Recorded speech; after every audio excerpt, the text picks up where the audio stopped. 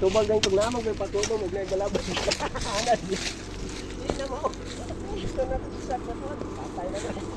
Ito yung micro catchment ni Sir Peter Cruz.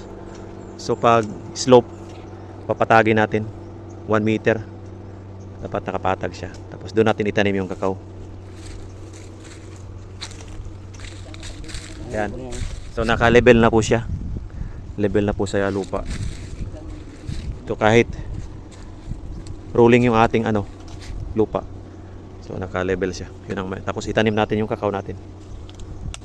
Yuta sa kuko. Tamnan pa.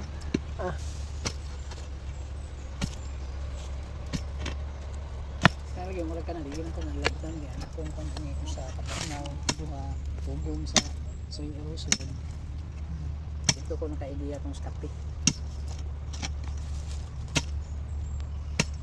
sa unahan dito sa babaw pag yun sa Sige. Ay. Micro catchment. So mayroong butas para sa abono at tubig.